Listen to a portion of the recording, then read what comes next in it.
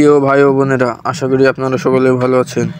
আজ আমি চলে আসলাম আপনাদের সামনে মসুরের ক্ষেত নিয়ে। তো ভিডিওটি সবাই শেষ পর্যন্ত দেখতে থাকুন এবং সবাই চ্যানেলটিকে সাবস্ক্রাইব করে দিবেন। তো মসুরের ক্ষেতে লেবুর গাছ এবং সুপারি গাছও লাগানো আছে।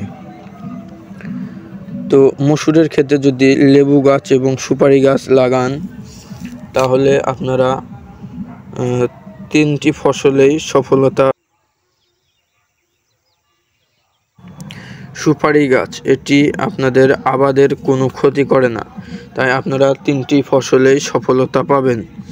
তো মসুর একটি ঐতিহ্যবাহী ফসল।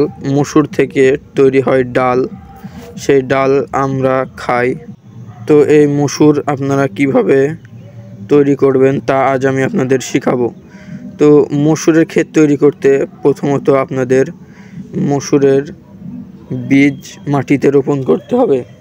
মসুরের বীজ মাটিতে রোপণ করার পর মসুরে কোনো সেচ বা সার ব্যবহার করতে হয় না, এটি এমনি এমনি একা একাই বড় হয়। তো আস্তে আস্তে যখন বড় হতে থাকবে তখন মসুরে ফুল আসবে। তার কিছুদিন পর আস্তে আস্তে মসুরের গাছগুলো বড় হবে এবং মসুরে ফল আসবে। ফল আসার কিছুদিন পর আস্তে আস্তে মসুরের ফলগুলো পাকতে থাকবে। তো মসুরগুলো যখন পেকে যাবে তখন আপনারা মসুরগুলোকে উঠাতে পারবেন।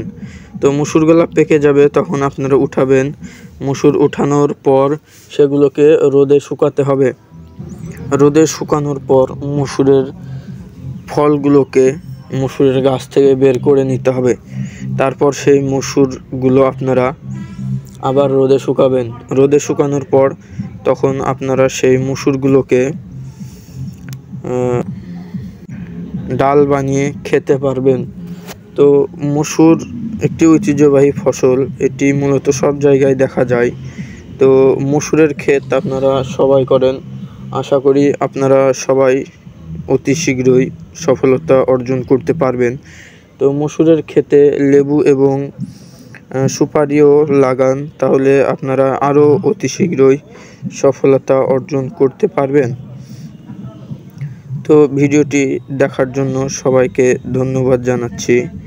তো পরের ভিডিওটি দেখতে হলে অবশ্যই আমার চ্যানেলটিকে সাবস্ক্রাইব করে দিবেন।